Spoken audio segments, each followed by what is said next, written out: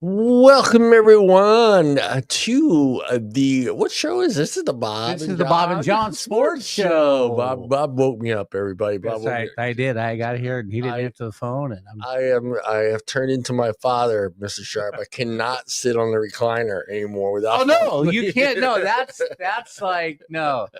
Leaning back in the recliner is like that's like oh yeah.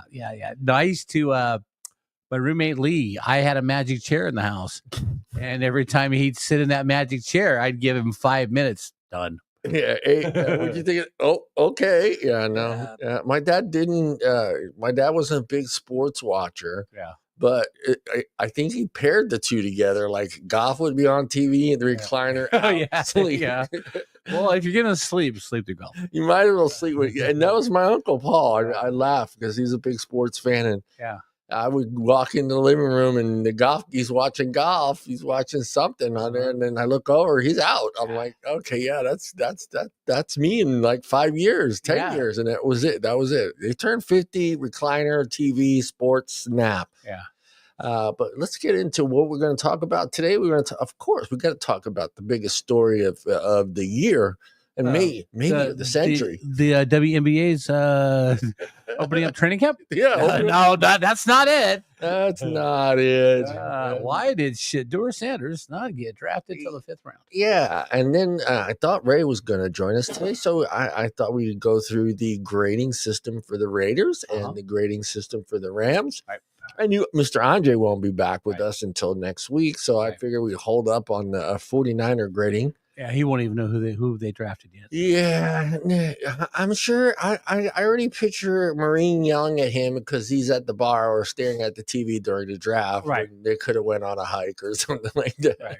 Well, no, he's not standing at the bar. He's sitting at the bar. Yeah, it's a scooter on a scooter. His little rascal and his drink. Yep, his little rascal got his drink, got a cigar. Yes, for sure, cigar for sure. But yeah, we're going to go through a little bit of all that, and we did the draft show. We did the draft show. We did the draft show. We had a great draft show, and I think we all our teams I think did fairly well. Absolutely. In your opinion, of the three, who did the best? Well, I'm always going to say the Rams. The Rams. You're going to say the Rams. Your honest opinion. Well, I mean, I like where the Raiders went, and the Niners. I like their first 2-3 picks. They had 11 picks. Yeah. So it's just who's going to make that squad. But the Rams, I like they didn't panic. They got a couple needs. Yeah. But they didn't overreach. Right. Were you as upset as some of the people that I noticed with that early trade there in the beginning? Go ahead. No. Were you upset by that trade? No, not at all. It was a smart move. It was because now they have 2 first-round picks next year. Yes. Yeah. So if the Falcons do well and the Rams do well, they'll be at the bottom of the first round. But this is a big but. If there's one quarterback next year that stands out head above shoulders, they're in a great position to trade both those picks to move up. Yeah, to move up. That's how I was looking at it as well. For me, I thought it was a smart move. I think it was the Giants the Giants screwed us over by their pick prior to our pick. Yeah, well, the Giants traded above us, so they could take Jackson Dart. Because I think if the Rams could have got Jackson Dart, they would have drafted Jackson Dart. But once Jackson Dart came off the board, they're like, let's see if we can't trade this pick to somebody who needs it. And good for the Falcons. Basically, they got Jalen Walker and James Pierce. They're both edge rushers to shore up that defense. Raheem Morris is there. He was the Rams defense coordinator during the Super Bowl. So. Yeah. I thought everything was looking good for the Rams. Even with that trade, I figured, okay, that was a smart move. No one there at that position worth drafting and paying that kind of money for. Absolutely. Yeah. Absolutely. Yeah. It's like I said, they really didn't have a glaring. Well, I thought they had a glaring need at linebacker. Yeah. But they signed a free agent and they drafted a kid in the 3rd round, Chris Paul Jr. Yeah. And I was thinking too the same. I was thinking, okay, how well are the Falcons going to play next year? Where would we be within that draft next year? And I figured top 15. I don't know. It's going to be it'll be a full year with Michael Penix. Mm-hmm. They do have a good young wide receiver. They have a good young running back. But it is the Falcons. But I'm surprised. I was very surprised that they actually drafted a kid in the 1st round from the University of Georgia. Yeah, from Georgia. What the Bulldoggies? The Bulldoggies. Yeah. Well, and also I got to say he was. If you didn't watch the draft, he was. He was very excited. Yeah. I mean the Eagles in the 3rd round. Yeah, they got Smell Munden Jr. from the Georgia Bulldogs because they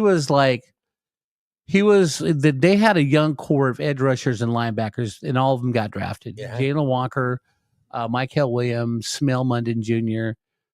And that's all. It looks like that's all Philadelphia is doing now. Is we need somebody on defense. Who's Georgia graduating? Yeah. I was reading an interesting article because there was another pro team. I wish I can remember who it was, but they actually drafted someone from a school that they never draft from, and I can't remember who it was, but I think it was a Razorback. It was Arkansas. Yeah. That they've never picked from that college, so I can't remember who it was.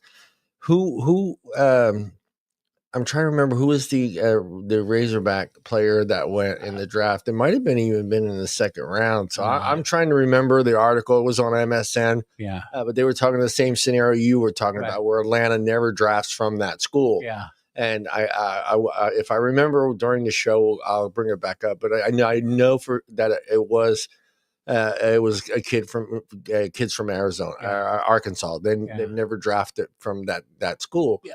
So it was interesting. I thought for sure it was going. I called it. Thank you. I said 3. There would be 3 trades, and there was 3 trades. There was 3 trades. But getting back to the Falcons, I mean, it just amazes me that they have not drafted anybody from the University of Georgia, like especially in the last 3 years. I mean, look at what Philadelphia did. Yeah. Okay?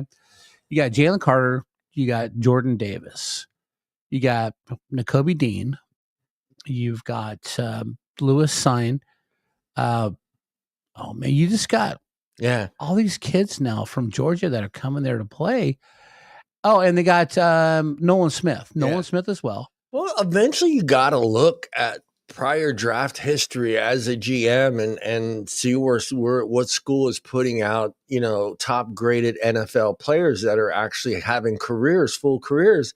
Yeah. And that's got to determine your decision on where you're looking at. Sometimes when you're at a position in the draft where you're stuck with whatever's best that's left. A lot of teams that happens to, it's like, okay, we don't need a linebacker, but the linebacker is the best and what's, at that position right now in the draft, and you got to take it. And I'm surprised they never fell into that situation, Atlanta, where it's like, okay. I don't know either, man. Just like I said, they are in the same state. They're up the road.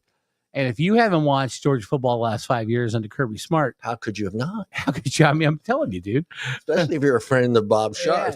You know what though? It's funny because I read an article last week. It's the Georgia Bulldogs are only going to return 10 returning players. Wow. They have 42 freshmen. Yeah, they got cleaned out. Yeah, they have 42 freshmen and redshirt freshmen on the team now. That's crazy. Yeah, and Kirby's like, I don't know how good we're going to be this year. I'm like, just shut up. snap the ball. You've got kids coming in the transfer portal. You're going to be good. All right, and just like last year, they said, well, they have a tough road schedule. They're going to play Alabama on the road, Texas on the road, and Ole Miss. Well, they beat Texas. They lost Alabama and Ole Miss. Yeah. And then they had a chance in that, and then in the playoff game, because Notre Dame only had 2 plays. They had the kick return, and Gunnar Stockton fumbled. Yeah. And on the short side of the field. So that's how Notre Dame scored. But anyway, getting back to the NFL draft, I thought, like I said, I think that the Niners did good. Scratching my head, really scratching my head. Some analysts say the best draft was through the 49er camp. Yeah, because they had 11 picks, but they got their. It's hard not. Well, but they're the thing too. Yeah, the Niners can have 11 picks. They can have 3 or 4 picks. They never pick bad, except for their quarterback pick. But they made sure they fixed that issue and traded him to Dallas. Absolutely. Well, and here's another thing too, right? Everybody like gives them a grade. Okay. Yeah. How'd you draft? Now, this is I found just totally stupid. Seattle, I forget what year it was, but they drafted Russell Wilson. No, first they drafted Bruce Irvin, offensive tackle. Guy was great. Bobby Wagner, stud linebacker, and Russell Wilson in the same draft, right? Yeah. And everyone gave him a D. Yeah.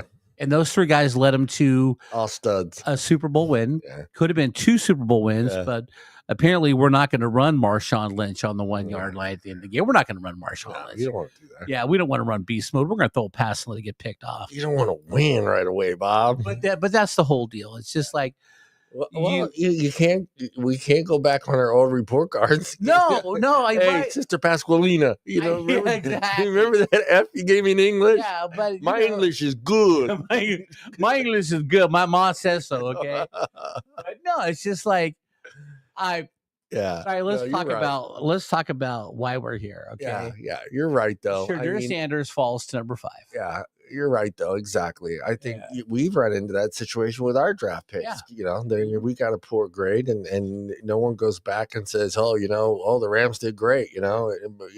Unless you win a Super Bowl. Well, I mean, you don't really get to grade a draft class until 3 years after the draft and see how you did. Yeah. And it's just like, everyone's an expert opinion. Yeah. During the draft, they did great. We're going to give them a solid B, solid A. They address needs, but if those kids can't play, right. If those kids cannot play, it's I don't know. Yeah. I talked to my cousin in Missouri. He's very satisfied. He's very satisfied with the Chiefs draft. I'm like, man, but that first round, you guys could have had. You could have, would have, should have. What was the wide receiver? I was trying to pimp out to him. He goes, dude, we need an offensive tackle. We've got plenty of speed on the team. Hey, it was an offensive lineman and defensive position sort of draft this year. Yeah. I mean, it just looked, people were filling. Well, the quarterback class, they said, was weak. It was weak. Yeah, it was weak. And that's what doesn't make sense with Cleveland. Okay, so you trade down, you get a defensive tackle that you want, great, shore up the defense. Yeah. And then you went and drafted Dylan Gabriel out of Oregon. Yeah. Why would you draft Shedeur Sanders as well? Now here's their quarterback room right now, okay, Cleveland. Yeah, right? Their quarterback room is you got Joe Flacco. You got Joe Flacco. You've got Kenny Pickett. Yep. Kenny Pickett, who played at Pittsburgh, didn't do well. Deshaun Watson. Deshaun Watson's not playing this year because of Achilles ACL. Yeah. And then you got Dylan Gabriel, and then you got Shedeur Sanders. One of those guys is not going to make the opening day roster. Yeah, one of those guys is going for sure. Yeah. And Joe's going to start, I'm sure. Yeah. But, I mean, I've seen a couple different scenarios of where this situation for Sanders works out in Cleveland, because there's a possibility that Joe doesn't play well or Joe gets hurt. Right.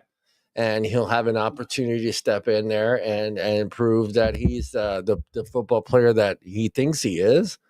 In that scenario, I think it works best for him.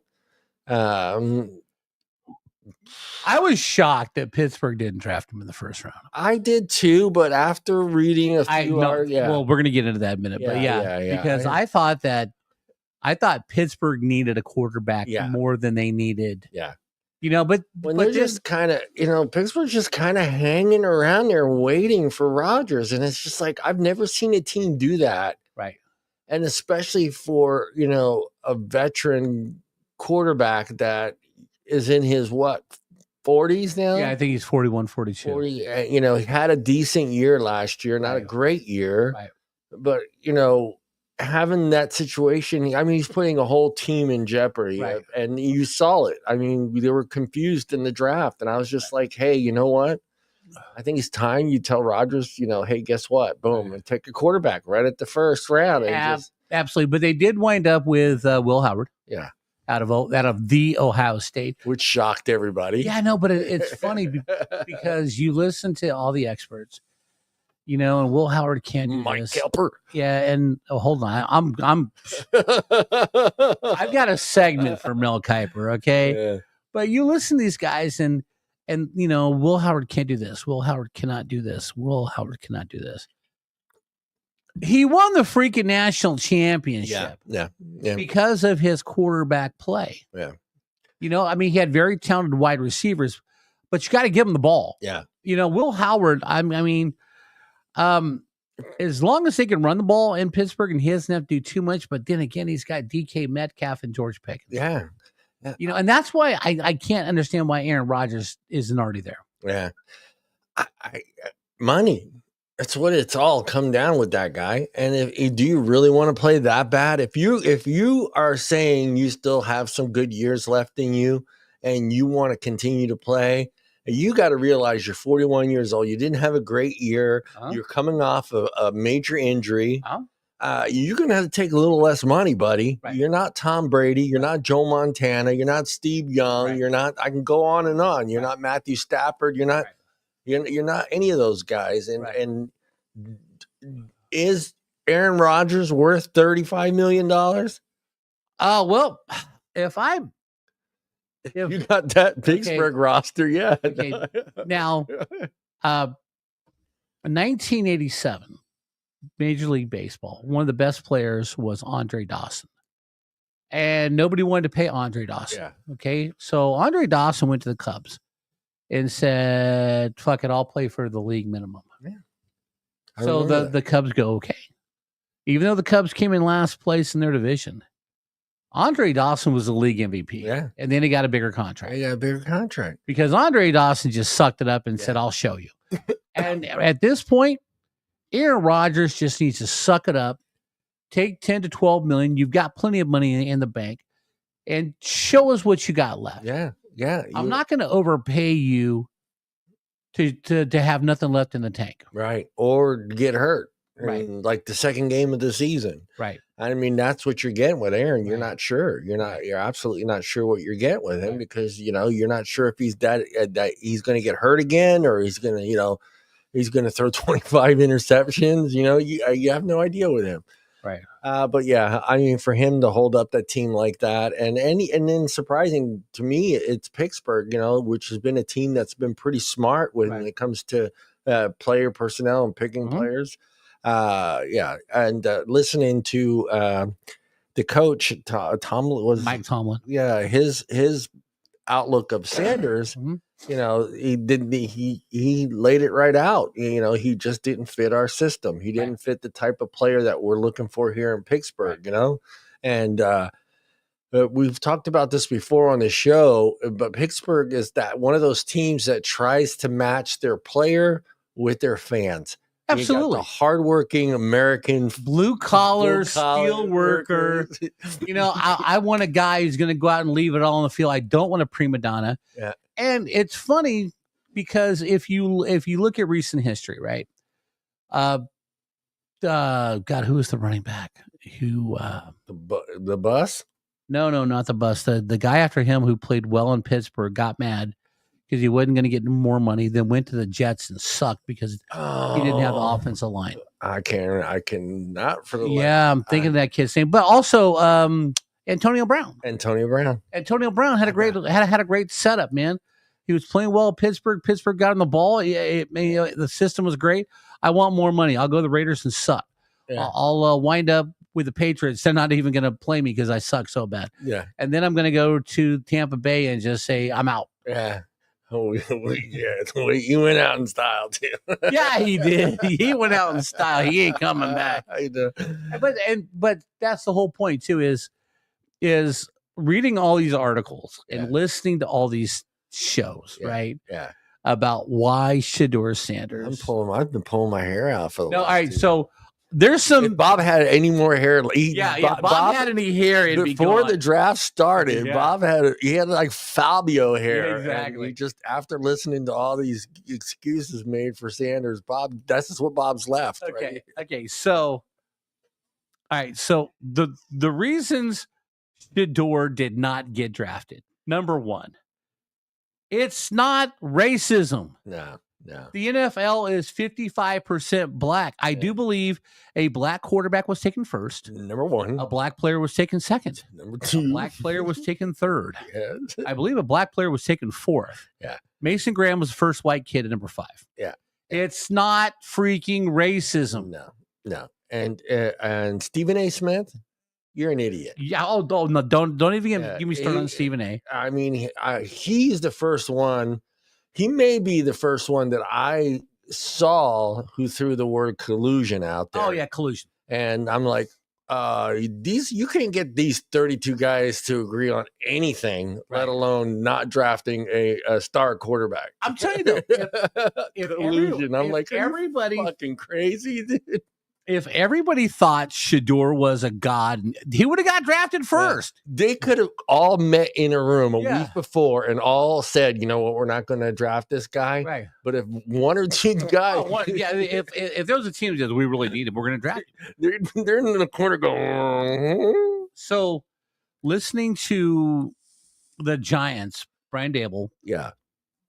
His pre-draft interview was stupid. Yeah. He walked in like he already owned the place. Yep. This is what I'm going to do. This is how we're going to do things. Yep. Because I'm Shedeur Sanders, and they go, now we're gonna go. We're probably gonna go defense and see what we can do later. Yeah. But every team that he did a pre-draft interview with said his pre-draft interview was horrible. It's horrible. Yeah. I mean, you can have all the talent in the world, but if you've got a $50 million body but a 10-cent brain, you're not who you think you are. Again, the most important position on the field. Yeah. The most important position on the field. So I was, this is the best part. Mel Kiper gets up there and he's telling us why Shedeur should be drafted in the first round. Yeah. And it's stupid because you didn't draft Shedeur in the first round. Blah, blah, blah, blah, blah. He was getting angry too. Well, no, so somebody went back and did some history on Mel Kiper and his picks. Oh, yeah. When the year Johnny Manziel entered the league, Mel Kiper sitting next to Jesus Christ. Yes. Mel Kiper said Johnny Manziel should be the first pick of the draft. Yeah. And Johnny, then Mel Kiper said, and this is right before the draft, Mel Kiper said that Lamar Jackson needs to change position to wide receiver. Oh, yeah, I remember that. Because he'll never be an NFL quarterback. Yeah, no, not at all. Yeah, not at all. Didn't turn out well for him. There was a kid from Notre Dame named Jimmy Clausen. Jimmy Clausen, quarterback, got drafted by the Carolina Panthers. Maybe he lasted in the league 2 years. Mel Kiper on draft night proclaimed that Jimmy Clausen would be a Hall of Famer. Hall of Famer. Yeah, I remember that. So I don't take what these guys say to heart because it's an opinion. Yeah. It's hard looking at being the outside looking in because you're assuming the Kuipers, the Stephen A. Smiths and some of the analysts on ES, they're in the inside. They know, they see. We get to see the games on Saturday. Right. Do we get, we don't get to see practices, NCAA practice. We don't get to see what is in the background. Those guys do. So it's like we have to take their word that, okay, he's a great athlete. He's going to do this. He's going to do that. And then the combine comes along, and then you have a whole nother set of men judging your talent, your IQ, your hand size, your wingspan. Didn't he skip the combine? Yeah, he did skip the combine, which was not good for him. We're gonna get on all that. But that's the thing. It's like now you have these men that are NFL guys who, you got to take their word on it because they've been doing it for 20, 30 years, and they see talent. They know who's an athlete, who's not an athlete, who's going on sheer talent, and who's just, hanging in there and doing the best they can. Which sometimes that's the perfect guy, the guy that doesn't have the athleticism. And who's, he's going to be there every day to practice. He's going to do his best to try to understand the book, your playbook and all that stuff, instead of the guy that's just going to come in on Monday, and blame everybody else for a loss. And I think that's one of the things that what's his name over at the Giants took from. Yeah, Brian Dable. From him, as being that he was someone, like when they were talking to him about his college ball, and when certain situations happen, he automatically started blaming teammates. And you don't want that. You don't want that in the professional level. You don't want to separate the locker room. And once you separate the locker room, game over. Yeah, I think, though, that the Giants signing Jameis Winston and Russell Wilson knew at that point that they were not going to draft him. Yeah, they did. Because at that point, they go, look, we're probably good for a couple years. Yeah. Okay. Let's build up our defense. And I think what the Giants were really hoping was that Travis Hunter would fall to them. Yeah, they did. Yeah, he did. And he got Jacksonville traded up for him. And, Jacksonville, he's going to make Jacksonville better. And then Abdul Carter, teaming him with Dexter Fowler on that front line. The Giants defense should be a whole hell of a lot better. All right. Some Giants fans not too happy with that pick either, but we'll get into that one too. Yeah, but who else did they want? That's what I tell. If Issa, you're still out there, I know he wasn't too happy with that pick. He let me know they thought they could have went a different way with that pick. Let me go here. Cam Ward and Shedeur Sanders contracts. And this is where the breakdown gets really ugly. Cam's deal he's already signed, boy. He didn't wait. Nobody wait. No, he's first pick. No, give me that pen. Yeah, he's the first pick. He's the first pick. He gets the most money. Yeah, $48.8 million with $32.1 million sign-us bonus. And it's 5 years, right? Yeah, he's getting it up front, $32.1 million, based on estimates from I don't know who these people are, but SP TAC, I don't know, and Over the Cap and the Milwaukee Journal Sentinel expert Sanders to get a 4-year deal worth $4.59 million to $4.65 million. Right. With the Browns, including a $446,553. That's a good day. I don't care. Well, but what you have to understand is Shedeur's taking a $3 million pay cut. Yeah. He made $4 million at Colorado. Yeah, he made $4 million. Now it's 4 years, $4 million. Yeah. Well, plus two. Okay, I know we're talking contracts, right? But still, you don't go. And good thing he didn't go to the draft, because he had been in the back room for 3 days. Yeah, but he's at home. He's got his man cave that he just put together.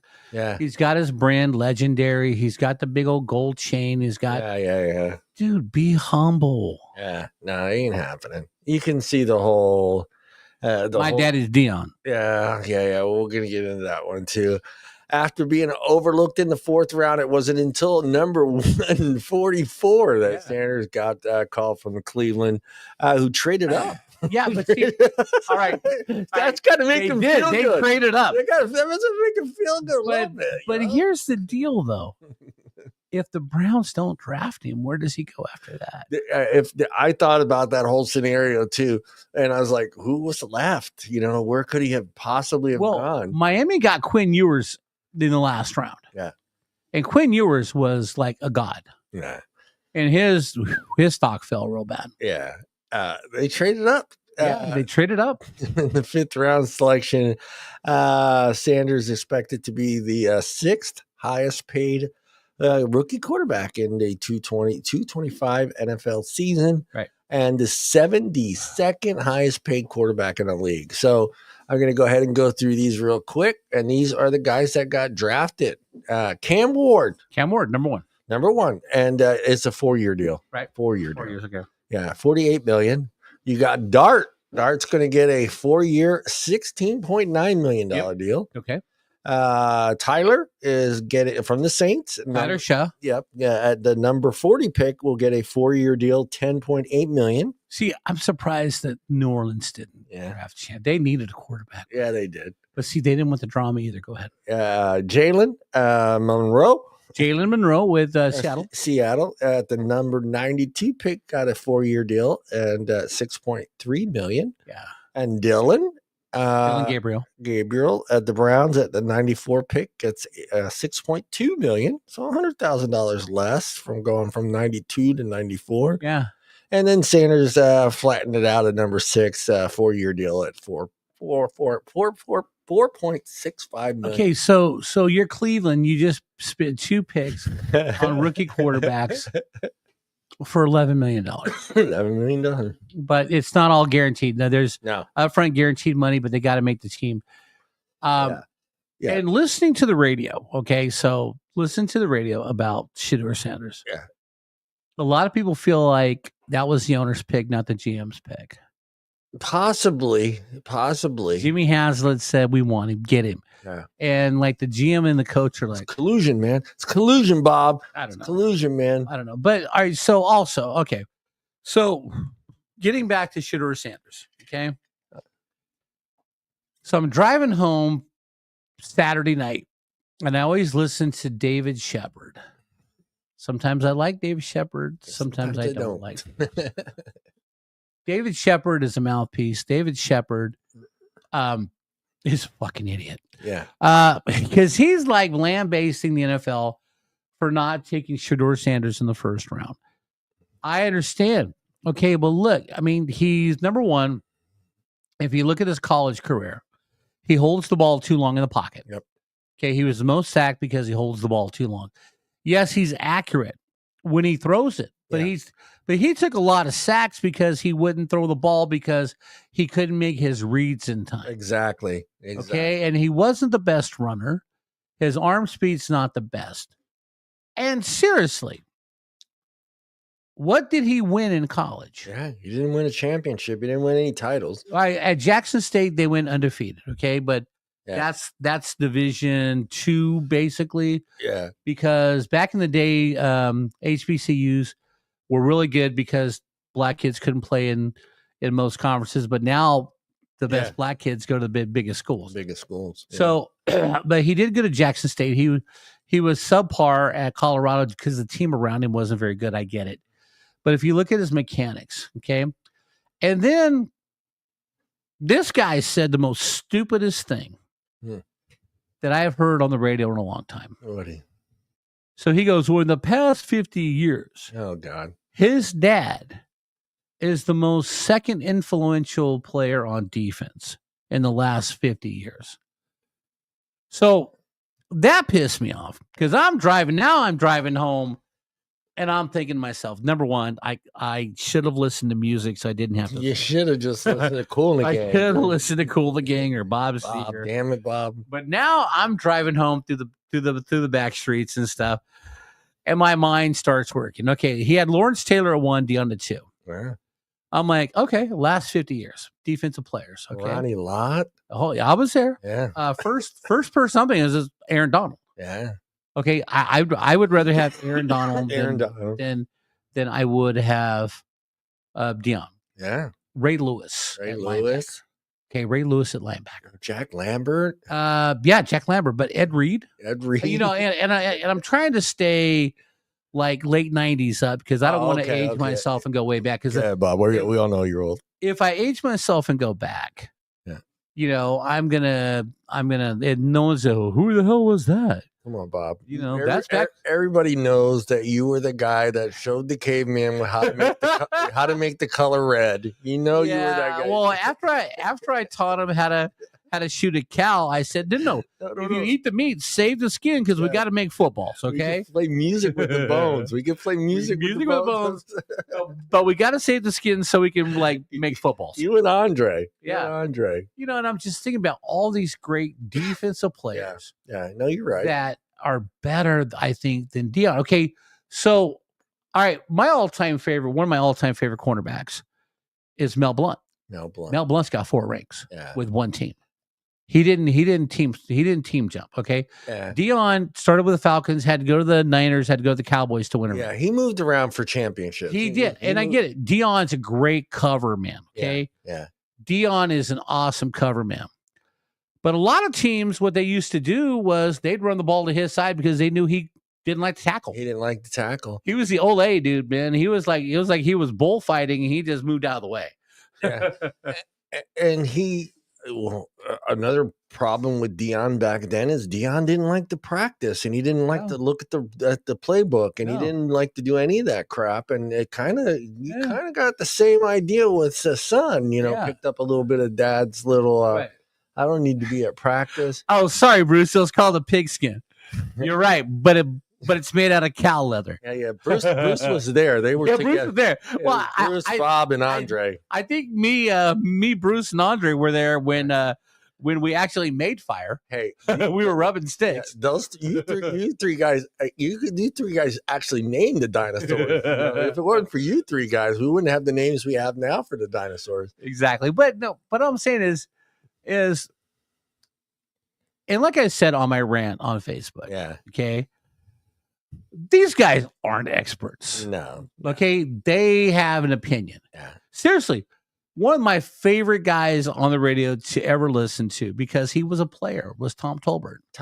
Because Tom Tolbert didn't take himself seriously. Yeah, he didn't. And Tom Tolbert would have told you why Shedeur fell. Yeah. Because you gotta do your workouts for people, and you got to be humble. You got to be humble. You got to come in and say, look, I just want to come in and make this franchise the best ever. Yeah. Instead of coming in and telling people what they should do for me while I'm here. Well, it's the thing too, Bob, it's the biggest day of your life. Right. And it's no different though than me going into a job interview. Right.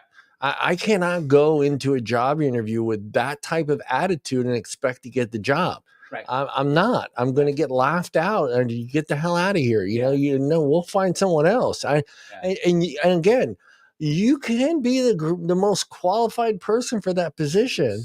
But if you're going in there with the attitude of, well, my daddy's been doing this business for the last 25 years and blah, blah, blah. And you need me. I don't need you. And there's 10 other companies out there, or 31 other teams out there that want me.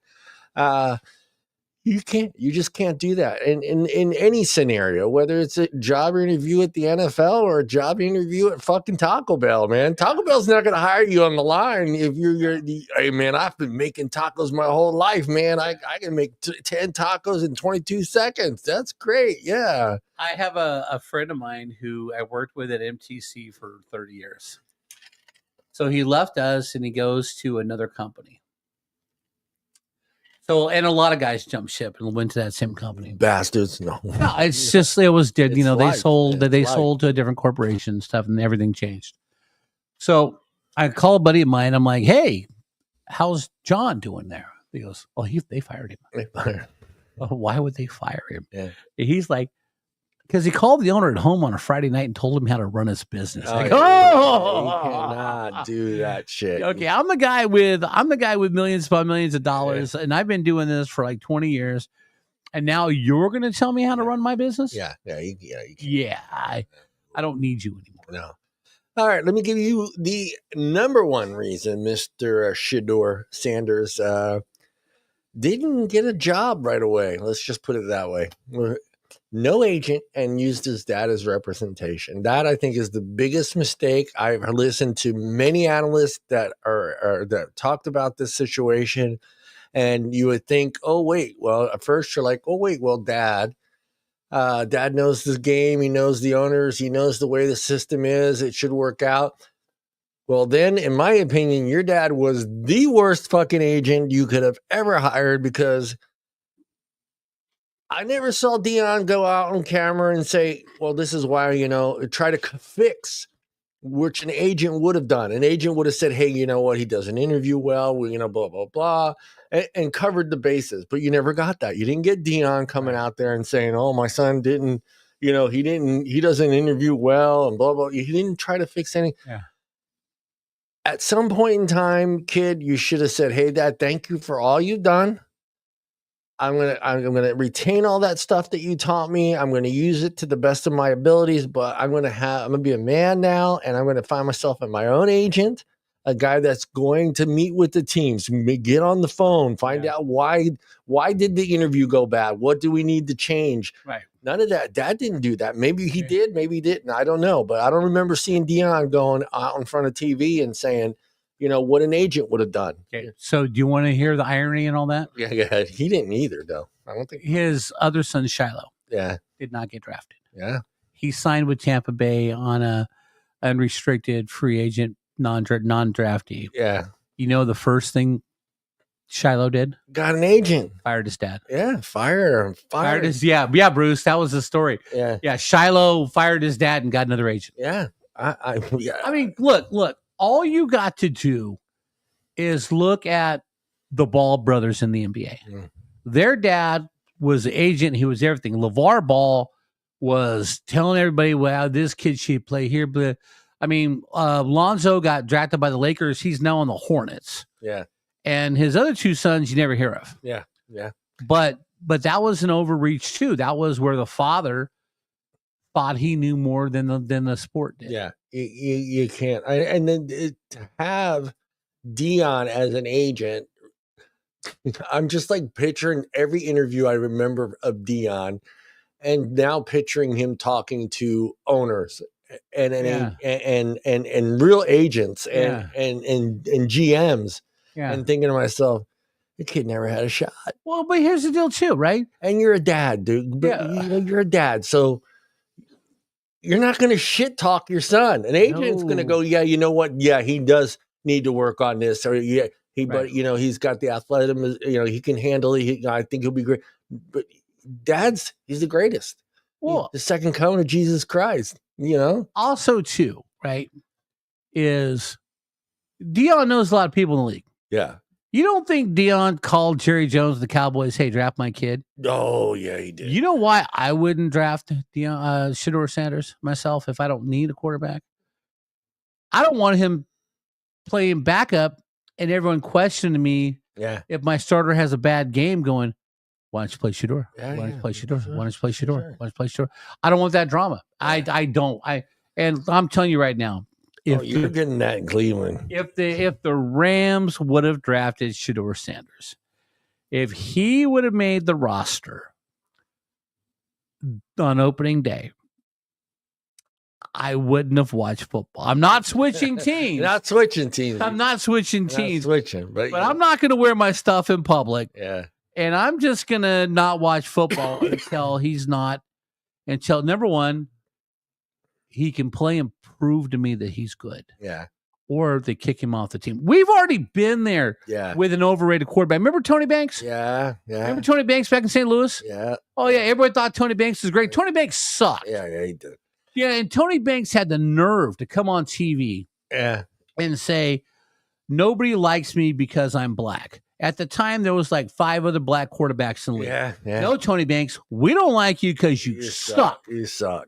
All right. If it was 1st and 5, if it was first to go on the 5-yard line, that motherfucker would fumble and the other team would have the ball. Yeah.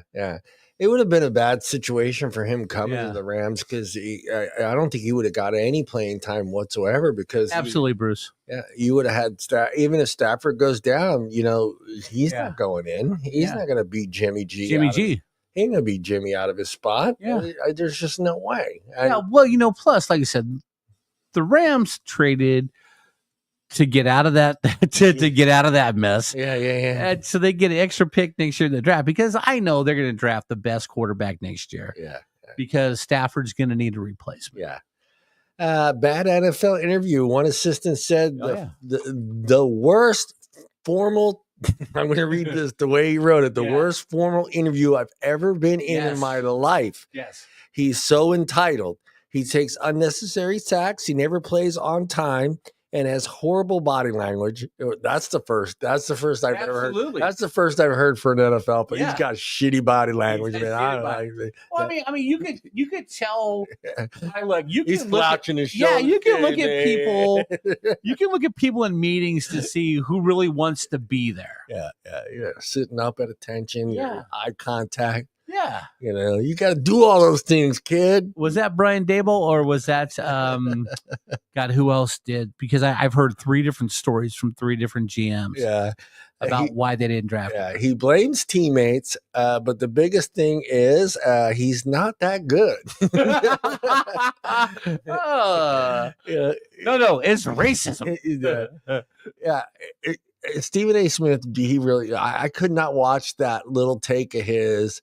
It just made me so angry because it was just like, you're better than that, Stephen. You are better than that. You are better than that. And for a fact there was no collusion. You could not get 32 team owners to agree not to draft someone. Right. It's impossible because every team needs to fill a need. And if he's good enough, like Mr. Sharp said in the beginning, all 32 of those teams could have got in the room together an hour and 15 minutes before the draft and said, hey, we're not going to draft this kid. We'll wait until, later rounds. There would have been a team, an owner, a few owners that you know what? We fucking really need him. You know what? Screw you, Goodell. You're going to, I don't care if you're mad at us for a couple of years, but we're going to win a title. Yeah, Bruce, we had talked about that where he set up that room at his house. Yeah, legendary. And the big old gold chains. There was all right. So they showed a picture of Cam Ward at the draft. Yeah, nice suit, little bitty gold chain, looked very humble. Yep. And then you looked at Shedeur Sanders. I'm sure you had to put on that chain with a forklift. Yeah, Jesus Christ, that thing was huge, and then everything was legendary. Yeah. I'm not sure if that's his brand. Yeah, I'm sure he's branding. He's trying to brand. But I mean, come on now, dude. Let's work on being a good pro football player first. Well, all right. I'm going to throw this out there because it has been discussed as far as college and the NIL money, being a big problem because you do have athletes that by the end of their college career, or let's be honest, junior year, because very few stay in their senior year. They pretty well, if they're good with their money, they can have anywhere up to about $10 to $12 million already in the bank. Absolutely.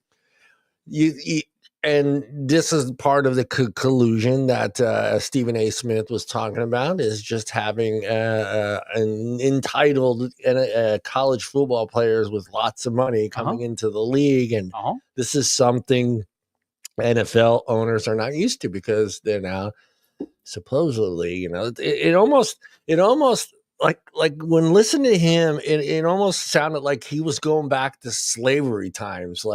And I was just like, yes, there's just 32 white men controlling the league, and oh shit, this guy's got money. No, we don't want him because he's too entitled. He's the best player in the NFL or in college football. Yes, he has 2 titles, but God damn it, he's got $25 million in the bank, and we're not going to be able to handle that, Well, look, all right, so if you want an example of that, Colin Kaepernick, okay, he wasn't ostracized and kicked out of the league. He turned down a contract with Denver. Yeah. He turned down a contract. Well, no. Baltimore Ravens offered him a contract. Ravens, yeah. His girlfriend came out with, oh, no, they're just slave masters. Yeah. Okay. Yeah, you're going to get paid $15 million. You know how many slaves would take that money? Just shut the fuck up and play. Yeah, and that's why Colin Kaepernick's on the league, because number one, he wasn't that good. Yeah. And for me, it's like when he's saying all that, I'm like thinking to myself, these are owners that want to win. They want to win championships. Yes. They don't care if you have $25 million in the bank already. They don't. They want to know, are you the perfect fit for their team? And that is the biggest issue I think that a lot of NFL teams are having, is trying to find someone that's not just a great athlete and had a great college career, but does he fit our system? Because you can be the best athlete, have a great college career, but you don't fit that coach, that assistant coach, or the offensive coordinator system. You don't fit the city system. You don't fit in. Right. You're going to get passed on. Right. And it's just like, you think as fans, we already know that. We know a few teams that will draft just because that guy fits that system. Absolutely. And and then you throw this out there like, okay, well, everybody knew it. We're all sitting there in the draft. Everybody knew, if he doesn't go now, he's not going to go till the second round. If he doesn't go in the second round, he's going to. Stephen A. Smith made it sound like all 30. Well, he didn't make it sound like, he said all 32 teams passed him up because of collusion. And I'm thinking to myself, absolutely not. I said, number one, 32 teams didn't need a fucking quarterback. That was part of my rant on Facebook. Yeah. The Chiefs don't need a quarterback. Denver Broncos don't need a quarterback. Buffalo Bills don't need a quarterback. Baltimore Ravens don't need a quarterback. The Rams don't need a quarterback this year. There are so many. Green Bay Packers do not need a quarterback. Okay, there were so many teams that did not need a quarterback. But getting back to the NIL problem. Okay. Yeah. Okay. The quarterbacks are getting the most money. Yep. Okay. So, and here's a quick NIL story about telling people how talented they are not. Yeah. The Georgia Bulldogs won the national championship in 2023. Mm-hmm. Okay. Yeah, I guess. They had a sophomore, Bear Alexander. Bear Alexander didn't like his current NIL deal. So Bear Alexander, big defensive tackle, great kid, big kid. His uncle convinced him, hey, USC will give you more money. There you go, Mom. I'm going to do that just for you. So he went to USC, more money. Well, number one, he left Georgia because they told him, you're not guaranteed to start next year. You're going to have to work hard. Right. And that's how Kirby Smart does with everybody. Yeah. Nobody's guaranteed to start. You got to earn your position. Bear Alexander did not like that. He goes, fine, I'll go to USC for more money. He went to USC for more money. He played horrible at USC. USC did not go to, they did not win a championship. Nope. So Bear Alexander left USC. I forget where he went. And that team didn't win either. No. But Bear Alexander got a little bit more money because his uncle convinced him, hey, you can get more money here. Hey, here's the deal. Bear Alexander isn't even on anybody's draft radar coming up next year. Nope. Okay? You were in a great position at Georgia. Look at all the defensive kids that's been drafted. Yep.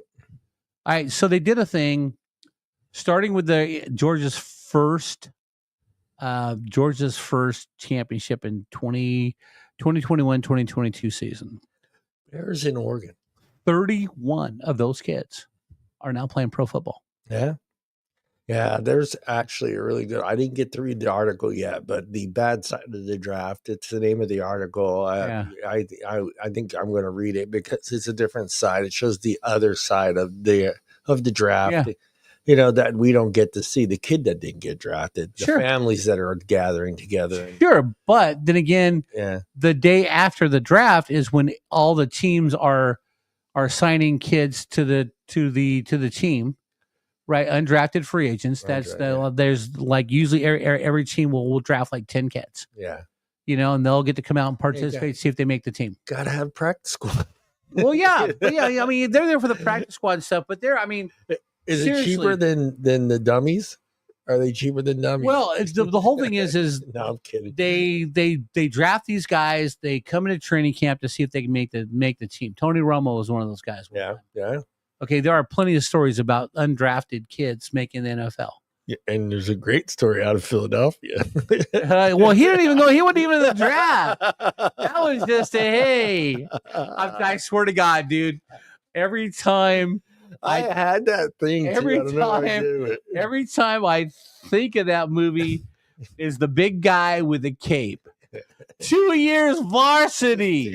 2 years varsity. I had that. Wade. Yeah, wait, I had it somewhere. I don't know what I did with that. I gotta find it. Oh man, I think we stopped using it because I kept getting flagged for it. Okay, that's my favorite part though. Yeah. Think you have a chance? 2 years varsity, 2 years, Wade. 2 years. Hey, I mean, shit. It might get to that point. They keep doing this kind of shit, you know. Well, I mean, I think because the NIL is new, right? Yeah. So when something's new, you got to let it play out, and then you got to start changing the thing up until you can perfect. And there's some changes that. Yeah. There's some changes you get. I mean, so Carson Beck could have went to the draft this year, but he probably wouldn't have been drafted. So he went to Miami, got $4 more million, got down there. He's dating one of the hot chicks from the basketball team. They break up. His Lamborghini got stolen. Number one. Okay, if you're in college and you're getting NIL money, don't drive a fucking Lamborghini on campus. Yeah. Because if I'm an offensive lineman and something happens and you blame me, I'm not blocking for you this time. It's not blocking. I don't know. I mean, for me, we've talked about the NIL stuff. We did talk about how it needs to be. There needs to be some people in charge that are going to make sure that teams aren't breaking the rules, as they say. When it's college football, I've been breaking the rules since I can remember. Oh, sure, but that was the boosters. Yeah. But I mean, there needs to be a system placed that makes it fair for everyone. Yeah. You can't expect your top 10 schools to have all of them. They have. It's not like they don't. They have all the money. So it's just if they want to pay a top recruit to come to Notre Dame, they can give him $6 million, $7 million. Where you have a team, say like Nebraska, that might no, don't use Nebraska, John. Let's Dylan Raiola. There you go. I was going to go South Dakota. No, don't. Dylan Raiola, quarterback. He left Georgia for Nebraska. Number one, his dad went to Nebraska. And he was his dad should really be in the Hall of Fame as an offensive lineman. The guy was phenomenal. And that's the other thing. I mean, it's like any kid, like you. When you were a kid and you were playing football and you want to go to college, you want to go to, you wanted to go to Georgia, I don't know if I'm just saying because you're a Georgia Bulldog. Probably at the time. Somewhere in Missouri. Yeah, either Missouri. Either Missouri or Notre Dame. Yeah, Notre Dame. But you got those kids that are second generation kids that, pops went to Notre Dame. I'm going to go to Notre Dame. Sure. But all of a sudden, hey, USC is offering me a lot more money if I come here, that situation. I mean, you kind of taken away all that experience for me. And so hopefully they get a group that's going to control that, make sure that teams there needs to be unfortunately, there needs to be a cap. Yeah. And I think the cap is one of the first things that needs to be addressed. Well, I mean, if I was a young athlete and, and I wanted my heart set, say, on Missouri because I grew up there. Yeah. But then USC floated, hey, come out here. So if I want to, and I mean, this is a great story, but I'm gonna finish my thought first. Yeah. If I'd have went to USC and saw the hot girls on campus, I'm coming to USC. Done. Your beach is fucking right there, dude. All right, so did you see Bob? There was a guy who he had a Corona and an umbrella and a fucking beach blanket. I don't know where he went. There's a guy who used to be the announcer for the Kings. So he had his own radio talk show till the whole Black Lives Matter thing. He got fired, but don't worry about that. His name was Grant Napier. Why'd you bring it up? All right. So here's what happened with Grant Napier. Okay. He was with the station 25 years. I know what you're talking about. And he's interviewing Boogie Cousins. And Boogie Cousins comes on. It was right about that 2020. Yeah. And Boogie Cousins goes, Black Lives Matters. And Grant goes, all lives matters. Yeah, and the Kings fired him for saying that. Yep. Right? So anyway, and he sued him, by the way. He won. Yeah, he won. Grant Napier is telling a story when he was in high school. He was like in New York. He was like the top-rated lacrosse player in the state. Yeah. So he's going to, these East Coast schools and, on recruiting trips. And all of a sudden he got a recruiting trip invite from Bowling Green University in Kentucky.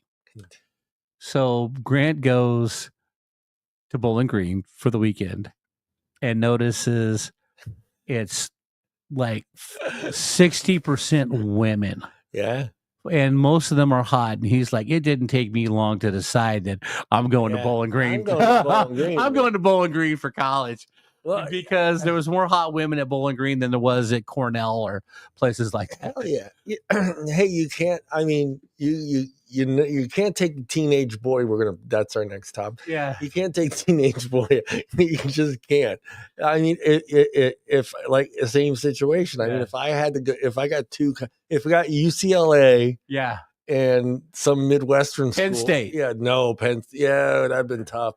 No. Wait. Do you want to spend your winters in Happy Valley in right. 5 feet of snow right. with girls wearing parkas? You can't check them out. Or do you want to be in November on the beach at UCLA? Yeah, like the old joke about the Russian women being all bundled up. You don't know what you get until exactly. They take off about 18 different pieces of wardrobe. Oh, never mind. Yeah, exactly. Exactly. Yeah, I'm going to UCLA. Yeah, I'm going to UCLA. Oh man, let me get this open here. Share screen. Mm-hmm. And then I need to find a Windows application. What's the comment we got? There we go. We want this one, Johnny. Can you find that? And let's see if it opens up. There it is. All right. What's the comment? I just want to see what the comment is. The comments were. I'm sorry. I'm pretty sure it's Bruce. I was like, there's no comments on there. So I'm guessing college teams don't have a solid. Yeah, it's going to get there, Bruce. I think it's going to get there. Yeah, I think that's key, and I think it makes it fair. But I'll swing it back to Bob. Yeah. If you're Notre Dame, if you're Florida, if you're Penn State, if you're one of the top 10 schools in the country that's getting all the draft, are you going to say, hey, well, wait a minute, we're fortunate enough to have this extra money. Right. Well, why should we not use it? Well, though, it's all based on jersey sales, basically. NIL money is merchandise sold. Merchandise. But there's some little colleges that everybody who comes to a game has a jersey. Look at the North Dakota State games. Yeah. Okay. I mean, I've seen some of the stuff. I got to really move my antenna around to get that channel. Well, I mean, I usually get them on.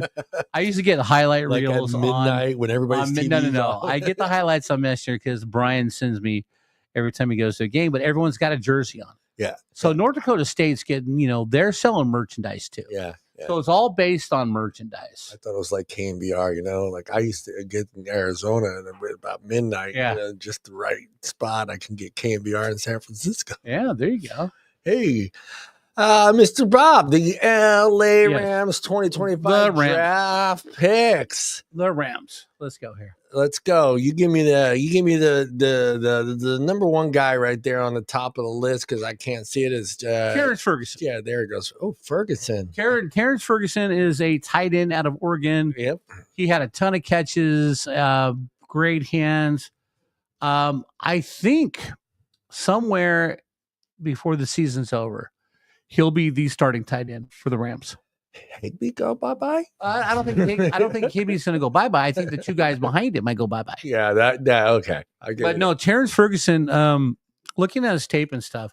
6'5", big boy. He's a big boy. Now, if he can block, even better. Yeah, I think he probably can. If he can throw a block and he's not just a touch, just a catch wide receiver, but if he can actually throw a block, he's 6'5". It's going to just increase the run game. I mean, you think that position is starting to become the premier position in the NFL? It seems like the tight end. I'm not going to say premier position. It's getting there. It's getting close. The tight end position has become more and more valuable since Travis Kelce came into the league. Yeah. Tony Gonzalez, Travis Kelce. Yeah. For me, it's what I've noticed in the last 3 or 4 years. It's 3rd and 5. It's not a running back. It's not the number one. It's the tight end. Usually it's the tight end only because the tight end is usually 6'3" or taller. Yeah. So the tight end can probably beat a linebacker. Yeah. So if you're going to put a safety on the tight end's going to have about 3 inches and probably 50 pounds. Yeah. So the safety's not going to be able to cover him. So that's why you couldn't make it. Hope you guys thought, yeah, Ray, that's sorry you couldn't make it either. Great conversation. We miss you. We'll talk Raiders next week. But anyway, tight end is below. I mean, because if you look, I mean, the big names: Travis Kelce, Mark Andrews, George Kittle. Yep, Kittle. You know, these guys are. And Brock Bowers last year was phenomenal. I was waiting, Ray. It took how many? It took his man, Ray. His man. Well, I'm not going to call him. He's got him in 8 different fucking fantasy. I did. Out of the 5 leagues I was in, I had him in 4. He didn't want to give him too much praise, and make look, it sound like he's becoming a Raiders fan. Well, no, I mean, if you look at the top tight ends, I know. You know, I would go Kelce, Andrews, Kittle, and then Bowers. Now, after next year, I might go. I think Bowers is going to have a phenomenal year. So here's the cool part about my keeper league. Yeah. I got both. Yeah, you got both. So there was games last week where I started 2 tight ends. Yeah. Brock Bowers and Travis Kelce. Yeah. If you have them, you might as well. He's a perfect, number 2. Well, Kelce had or flex. He's a perfect flex player. Yeah. But Kelce had such a bad year last year because he was so inconsistent because they ran the ball a lot. They didn't throw to him and stuff. So there were weeks where I started Brock Bowers instead of Travis Kelce. Yeah, me too. Because Brock was always going to get the ball because it's Jacoby Myers and Brock Bowers. Yeah. Out there catching passes. Yeah. Now with the Anthony Beach, man, from TCU, it's going to open up things. Anthony Beach, all right, so this is the Julian Edelman Cooper Kupp effect. Yeah. Okay, everyone's starting to look for that guy. Yeah. So the Rams got Cooper Kupp 3rd round, Puka Nacua in the 5th. Right, so everyone's looking for that slot guy who's not a big fast guy, but he's got quickness and great hands. Yeah. Everyone wants one of those guys, especially since Puka had a great. And they're right around 5'10", 5'11". Well, I'm thinking 6 foot would be great. But anyway, but still, man. I mean. Edelman was not 6 foot tall. Julian Edelman was like 5'8", 5'9". Cooper Kupp was.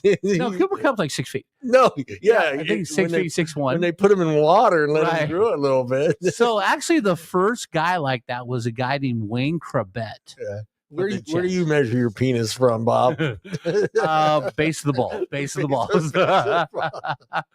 That's how the NFL measures their players. Yeah. So the first guy was Wayne Crabette from the Jets, who was that type of guy. I met him at the Pro Bowl in a bar. Yeah. And he freaked me out because he's like 5'9". Yeah. But his arms were huge. I'm like, because if they don't have their jersey on, you don't know how. Yeah, you don't know who they are, man. I'm like, dude. You look kind of familiar. He goes, yeah, I'm Wayne Crabette. I go, fucking Jets, Wayne Crabette. Oh my God. Hey, my keeper league. Yeah, I know. He was happy that I knew who he was. All right. Hey, thank you. Yeah, but you need some sign? No, I didn't. Look, I was the Pro Bowl. I didn't carry a pin. The only time I carried a pin at the Pro Bowl was I knew I was going to the pregame party and I was going to run into Jackie Slater and Jack Youngblood. All right. Okay. And I had my football in my backpack and I had a pen. Yeah. And I got both of their autographs. But, so anyway, Terrence Ferguson is going to be a great tight end. Yeah, he's going to be a great tight end. Yeah. Your next one, Mr. Sharpie. Josiah Stewart. I got him. I think I opened them up. Did I open Josiah Stewart is an edge rusher. From Michigan. And it's, like I said, it's linebacker. The last 2 years, the Rams have drafted so many defensive players. They're the youngest defense in the league. They had 6 rookies start last year. Yeah. Okay. Adding Josiah Stewart to that young base is going to be incredible because the cool part is you don't have to start paying these guys till the year after. Yeah. And you don't have to pay Verse and Fisk till 2 years later. Yeah. All right. So for the next 2 to 3 years, with all these rookies, first year, second year guys playing, the Rams defense finished strong. Yeah. I mean, they're going to be phenomenal. And just to add adding a piece like Josiah Stewart in the 3rd round, is just going to be incredible. Yeah, and Michigan's another school that's been known to put out good quarterbacks and good linebackers. Aiden Hutchinson, absolutely. Yeah. Plus, they got he went to Coastal Carolina first, and then transferred, then transferred to Michigan. Yeah, well, he was the guy from Cleveland, Graham, played at Michigan too. So that was a good defense. Yep. 6'1", 245 pounds. His birthday. Yeah. It was. Whoa. His birthday was the 26th of April. Oh, happy birthday, Josiah. Yes. Welcome to the Rams, baby. Welcome to the Rams. Welcome to the Rams. Now, my cousin texted me. I thought you were going to say my cousin Vinny. No. My cousin Dean texted me because I was on my way to work when the Rams drafted Jarquez Hunter. He goes, man, you got a really good back. Auburn. He goes, oh, absolutely. Absolutely. Getting an extra first round for next year is going to be awesome. But Jarquez Hunter, my cousin texted me. He goes, I know this kid. He's great. I played well at Auburn. Man, he's going to be a good fit for you guys. Because you figure we got Kyron Williams, if he can get past his fumbling issues, and then you still got Blake Corum, who played at Michigan. And now you're going to have Jarquez Hunter. Yep. Three-headed monster, baby. Auburn. Out of Auburn. What do we got here? Let me look him up. Let me look up his statsies, baby. Yeah. There we go.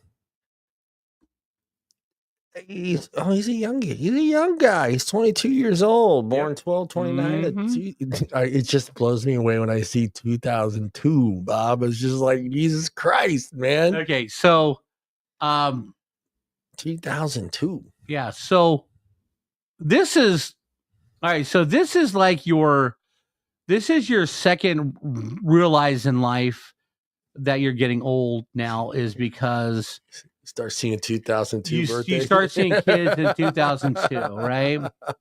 So some of them are your bosses, right? So this is Bertha. Yeah. So this is, as a man, this is the first time you realize you're getting old, right?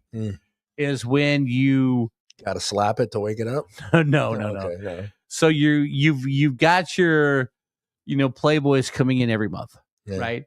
And for the longest time, they're older than you. Yeah. Then all of a sudden, you get that issue. She's younger than you. And you're like, oh shit, I'm old now. Yeah. That's when you put the golden rule. You use the golden rule. It's 7. It's half your age plus 7. Yeah. Then you're good. You're half your age plus 7. Remember that, guys out there. When you get old, that's the math you need to start using. Half your age plus 7. 38-year-old. that's my lower limit is 38. There you go. I don't know if I can keep up with a 38-year-old, but okay. No, I don't think I want. I'm going late 40s. Yeah. So we're glad. Welcome, Mr. Hunter, to the Los Angeles Rams. Hope you make the roster. Absolutely. And now we're talking about Ty Hamilton. Ty Hamilton is out of the Ohio. I was waiting. He's out of the Ohio State University. Yeah, big boy. And it's going to be great because it's a defensive tackle. Yeah, it's always good to have backup on the front line. Ohio makes good offensive linemen and good great defensive linemen. Yeah, so. but the whole thing too is just you're adding another piece. Yeah. To, again, a very young defense that's going to be around for a while. Yeah. So it's just, I I wish him well, fit in, brother. At love this having point you. Where you're drafted, you're busting your ass. You're doing what you got to do. Oh, yeah, but just remember, he was a 5th-round pick, and so was Puka Nacua. Yeah, so you still got to make that team. Yes. Chris Paul Jr. Chris Paul Jr. Mr. Linebacker out of Ole Miss. Yeah, Ole Miss. God, I always like their uniforms. They remind me their uniforms. You can't see it in that one, but I'm looking at the baby blue with the white helmet and the red, white, and blue. It always reminds me of the Oilers. Yeah. Yeah, it's like, Yeah, but 6'1". We need a linebacker. Yes. If we had a weak point in our defense last year, it was our middle linebackers. We had Troy Reeder and Hetch, and man, we could have done more with a better linebacker. So hopefully Chris Paul can fit in that mold. Yep. And do something great. But man, our edge and our front line and our back four are incredible. Yeah. And I think, when you get down into these numbers where you're like the 100, for instance, Chris is the 172 pick. Yeah. And I think Ty he had to be at least 100 and something. Right. Hungry. Oh, yeah. They are hungry. Yeah, because the the money's not as good there. Okay. Yeah. So Jarquez was number 117. Yeah. Ty Hamilton was 148. Yeah. So 148 and then 172. Chris Paul's 172. Yeah. You're talking about hunger, baby. You want to continue playing at that level. You don't want to be selling Cadillacs or ending up, I hate saying this, but a high school PE coach, PE teacher. Although, I wanted to be a high school PE coach. I thought it was. Come on, Bob. You didn't want to be a PE coach at the time? You know what? No. I sat back and just watched this fucker, and I'd be like, God, what a great fucking job, dude. No, I wouldn't. He's not doing anything. Yeah. Now, I know PE changed as time went on from the 80s until today. Right. But he just sat there. He had his little folding chair. Yeah. Boom. All right, you guys, you want to play flag football? Yeah. There's the basketballs. You guys, you always had the group that huddled, did nothing. Yeah. Nothing. Yeah. Dressed up, but never did anything. That was that group over there. They sat on the bleachers talking shit about everybody else. And then you had the guys that were playing flag football getting sweaty as fuck before their next class. Yeah. So in 7th and 8th grade, junior high school, I had this coach with the military cut style hair. Oh, yeah. You had that. Yeah. Yeah, that was those were the rough days. Oh God, what was his name? That was when PE was important. Coach Shaw, right? Coach Shaw was the 9th grade head football coach. So he was a football guy all the way. Yeah. But just so in Missouri, if it was cold outside, like I'm sure like in Philadelphia. Yeah. It's raining or snowing outside. You're in the gym the whole time. So I had him on 7th period and last period of the day. And he goes, all right, man, run laps. Yeah. So we're running in the gym. He's in his chair. Yeah. His head is back. Out. He's snoring. Yeah. We're running like 10, 15 minutes. And we're like, just fuck, it's PE 7th period. Come on, man. So somebody would always run right by him. Yeah. Because he's in his wake him up. Yeah, his desk, his chair. And somebody would always run by him and just go, Coach. Yeah. Bring it in, man. Bring it in, man. Hit the shower. Yeah, bring it in. Probably had a fucking cigarette dangling out. No, he didn't smoke, but God, you know what? It was perfect. And then you're off for 3 months, dude. Yeah. It was like, I like, fuck, man, this is a cool fucking job. How do I get a PE teacher? How do I be a teacher? No, Coach Shaw was awesome, man. But then I realized in my freshman year that the PE teachers did a lot more than just PE because they were substitute teachers for. They were. Yeah, so they were either they had a background in health or English, and they would always be in other classes. Yeah. And I remember it was a shock in my face. It's like, what the fuck is a PE teacher doing in the health class? Yeah. What does he know about health? My freshman year, we had Mr. Giovanoni, who was a wrestling coach, right? And so he was our teacher the whole year, man. He was a good dude. He was. He loved me because I was so smart. Yeah. That I didn't have the heart to tell him. Smart or smart ass? Smart. Okay. Didn't have the heart to tell him till the last day of I'm school. cheating, bitch. I wasn't cheating. It was. I had taken that class 2 years earlier in junior high. Oh, yeah. So I knew all the stuff. Yeah, you knew it all. That's why, that was the difference about school back then. It's the same curriculum. It's just, Yeah, well, because Missouri 7th grade world history was the same as he was teaching me in 9th grade. Yeah. So I already knew all this stuff. So like the final, I got a 199 out of 200. Yeah. And he's like, no. He goes, I got to throw your score out. Yeah. Because I grade on a curve. And if I keep your score, 40% of your classmates were failing. Yeah. I go, not a big deal. I still get an A, right? He goes, yeah. Just as long as I get an A. On the way out the door, I go, by the way, Miss Giovanni, I got a confession. He goes, what? I said, I had this exact same class 2 years ago in 7th grade in Missouri. He goes, what? I go, come on. How do you think I knew so much? Yeah. I'm not that smart. Well, no, because the funny part was. I just got one of those memories. So it was, I had him 7th period. So he was, we were talking about turkey, right? Instant bowl turkey. And he goes, I bet you there's not a person in this room who can tell me what this used to be called. I said, what do I get if I win? Oh. He goes, I'll let you go home right now. Oh, great. shit, yeah. 45 minutes early. Yeah. Right on. Yeah. He goes, but if you lose, I said, okay. You got to give me 50 push-ups in front of the whole class. I said, deal. Yeah. I go, Constantinople. He goes, get out of here. Go home, Sharp. So in the second semester, same thing. We're talking about the island of Sri Lanka off India. He goes, I bet you there's nobody who can tell me what this used to be called. My hand shot up. Yeah. I go, same deal? He goes, yeah. Ceylon. Go home. How about our last guy there, Mr. Sharp? Our last guy is Kunata Mumfield. Kunata Mumfield is a wide receiver out of the University of Pittsburgh. That is correct. He came from the same school as Larry Fitzgerald. Larry Fitzgerald. So I'm thinking that Kunata Mumfield will probably be like our number 5 or number 6 guy, because your starting 3 are going to definitely be Devontae Adams, Puka Nacua. Deadly start. Whittington is going to move up to the starting lineup, and you still got Tutu Atwell, who you can air it out to Tutu because we paid him $10 million. Yeah. So Kunata Mumfield will special teams, because that's where Whittington played last year. But we're going to have a very solid wide receiving core. We actually, I'm like, look. We got the greatest show on turf back, baby. Yeah, we do. But the Rams didn't do anything stupid. No.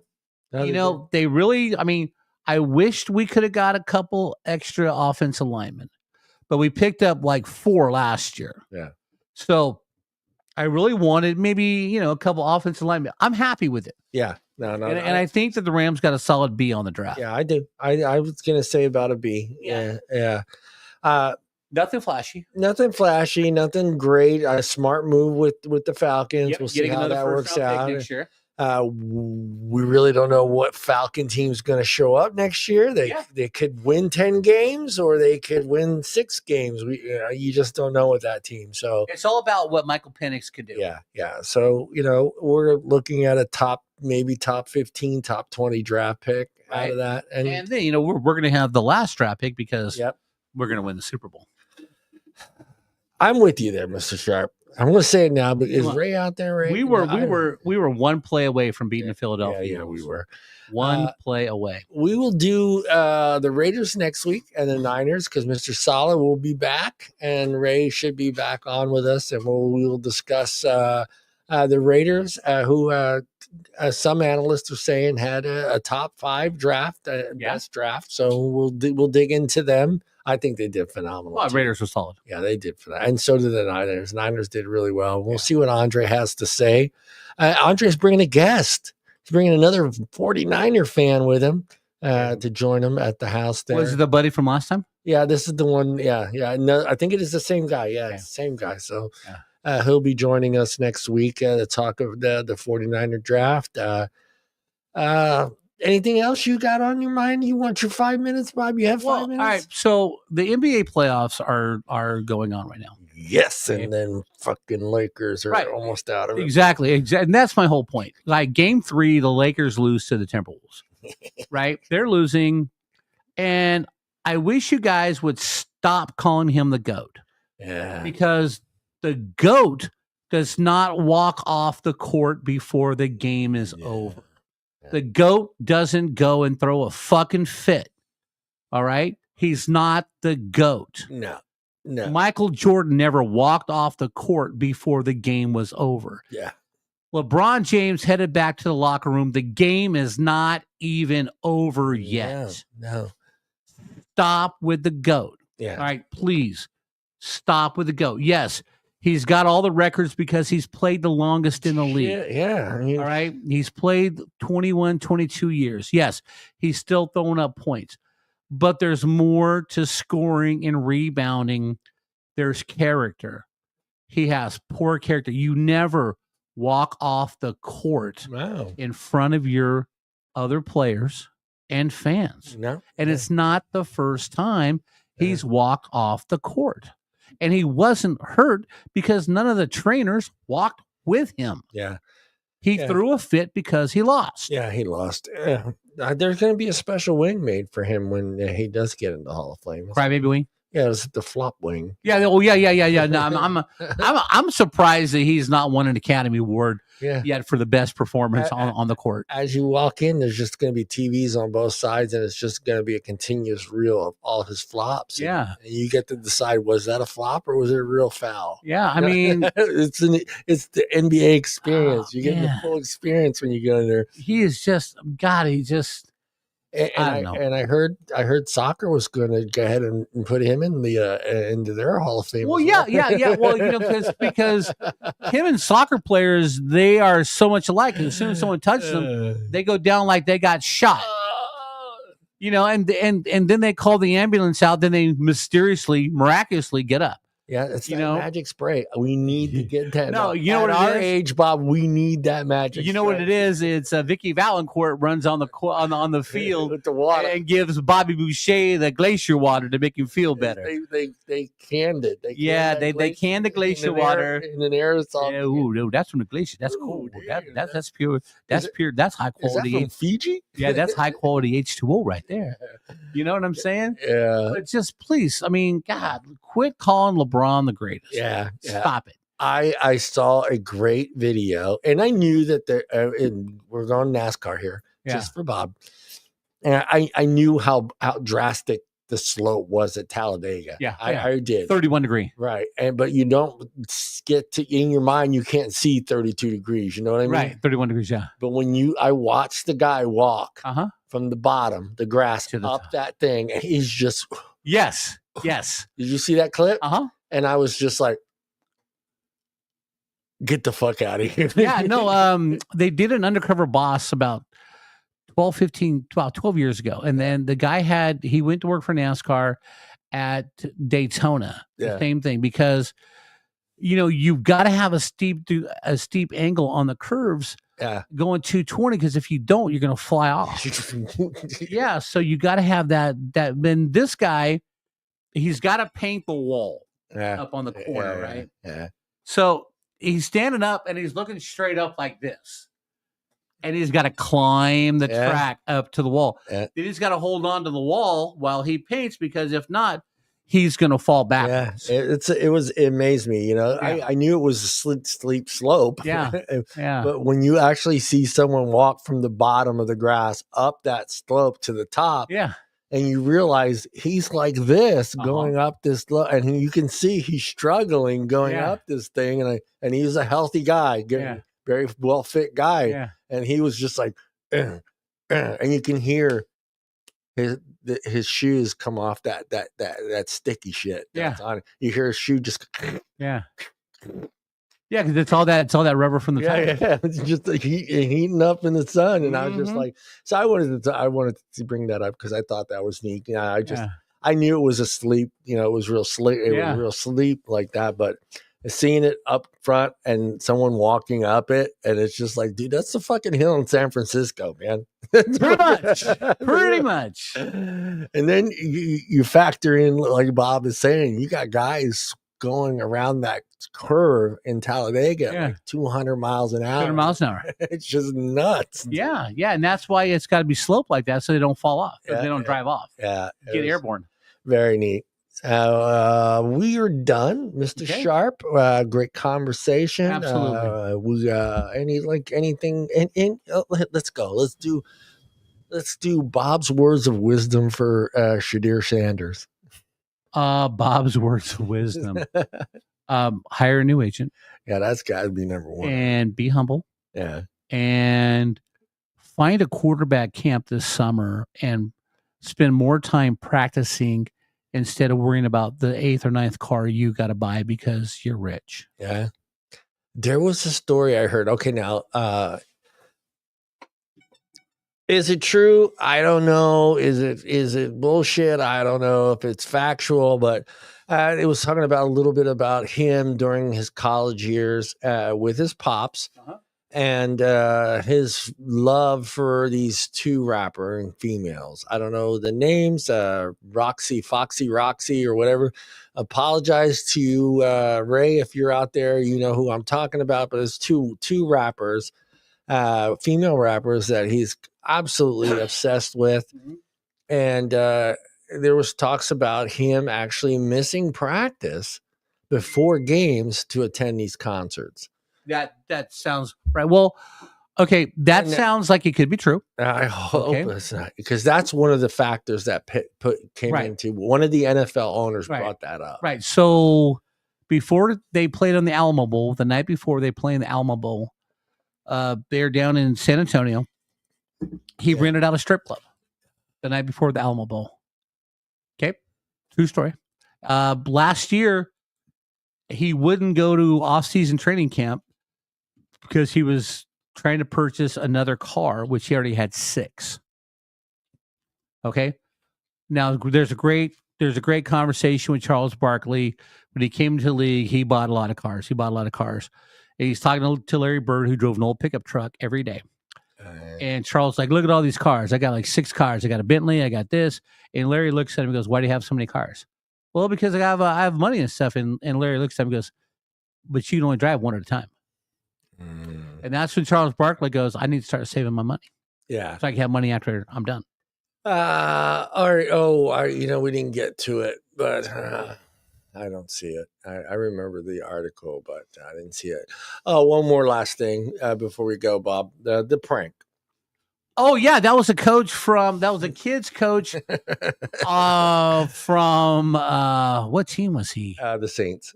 Jeff Olbeck. Yeah, the Saints. Saints. His kid got a hold of his number and he called off an iPad. Yeah, he prank called him and said we're going to draft. He did apologize on his Instagram. Did his dad get fired? No, he did not. They're not going to press. They are calling for his dad to get fired. Yeah, they're calling for his dad to get fired, but they're not, because I guess the kid did go and get in touch with Shedeur on the phone and talk to him and apologize for what he did, and then explained that he felt bad that he took that special moment away from him and blah blah blah. And then he actually also posted a little clip on Instagram apologizing as well, and he was happy that he had taken his phone call and accepted his apology.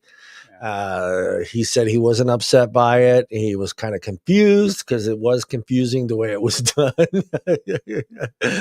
So, I mean, there's not much you can do. I mean, I'm glad the kid apologized. It's kind of a bad situation, Absolutely. Pranks are pranks. I know we live in the TikTok prank world right now. Do something, whatever. But I'm glad that situation has been taken care of, and I hopefully, he knows he made a mistake. It's kind of a fucked. I don't think I could have done that kind of prank. It was funny, wasn't it? It was funny. It was funny because they were It was funny because they were recording it live. I know, but it's still. Look. I know it's a prank, but it sucks for Shedeur Sanders because his emotions at that. His emotions. He just wants to get drafted. Yeah. Yeah. But hey, listen to Bob. Get yourself an agent. Get a different agent. Get away from your dad. Yeah. And be humble. Do it right. You know what I mean? Deion's a man. You're a man. Right. He's your dad. I get that. Hey, Dad, thank you. Thank you for everything you've done for me. Thank you for getting me to this level. But it's time I get myself an agent, and I need to be my own man. Right. And also, I love you. Don't take me out of the will. Right. No. I mean, no. Okay, look. Here's my advice to Shedeur. Go to the OTAs. Yeah. Okay? Go to every OTA, mandatory or not mandatory. Yeah. Go to every training session. What I would do too is if there's no OTAs available and there's the Peyton Manning quarterback camp or the Eli Manning quarterback camp, go. Yeah. Because basically what it is it's a bunch of young professional wide receivers and quarterbacks who want to hone their skills. Yep. Go down there, learn from Peyton Manning, Eli Manning, listen to Kurt Warner. If anybody who wants to give you advice, listen to the advice. Yeah. Now, here's the most important thing I will say. When people are talking to you, listen to understand. Yeah. Do not listen to react. Yeah. Because a lot of times when our people are telling us stuff and we don't like what they're saying, we react defensively right off the bat. Yeah.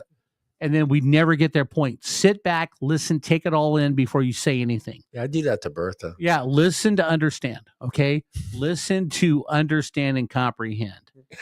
Yeah. Okay? They're in charge. Yeah. And like said, Peyton Manning. Are they really? No. Yeah. Oh, look. I'm saying, look, if Peyton Manning's trying to tell me how to play quarterback, I'm going to shut up and listen because he's been there. Yeah. No, he's one of the best. Yeah, because they're going to help you with your form and your game and understanding how to read plays. They've been there. And all that stuff. I'm sure Dad has gotten him this far. Yeah. Does he have the same athleticism as his father? No. Right now he does. Huh? Right now he does. You think he is as good as his dad as an athlete? Right now, because Deion's 60. No. I mean, Deion in his prime, dude. Give me a fucking break. You know what? Deion played baseball and football. Yeah. He was a phenomenal athlete. He probably doesn't have his dad's athleticism to play both sports. Yeah. But, like I said, you can have $1 million body, but a 10-cent brain isn't going to get you anywhere. Yeah, there's few guys that are at that level of being as that level of an athlete. And even to this day, you don't see those guys. You don't see the Deion Sanders, the Bo Jacksons that could play two sports, could just, we had, honestly, if you go back in Elway, right? Elway could have been baseball. Yeah. He would have been a phenomenal pitcher, right. Well, Danny, there's only two players to ever get drafted in three sports. Danny Ainge and Dave Winfield. Yeah, and Winfield. He's a beast. Yeah. All right, Mr. Sharp, we are out of here. Good luck to you, Mr. Sanders. Good luck to everyone that got drafted in the Rams. Yes, and everybody who got signed the day after. Yeah, good. Hey, man, you worked all your life to get there, from Pee-wee all the way to college football, and now you got that big day. It's just got to be amazing to sit there and have your name being called. Right. And the 6 guys who got drafted by the Rams, we're rooting for you. We're rooting for you. Will I buy you a jersey? No, not really, but we'll see what happens. I'll tell you what, you guys win the Super Bowl, I'll buy a jersey. Yeah. If you win the Super Bowl and you're part of that team, we'll buy you a jersey. I mean, physically part of that team, we'll buy your jersey. Yeah. All right, Mr. Sharp, look into that camera. Okay. And say goodbye, Mr. Sharp. Goodbye, Mr. Sharp. No, bye, Mr. Sharp.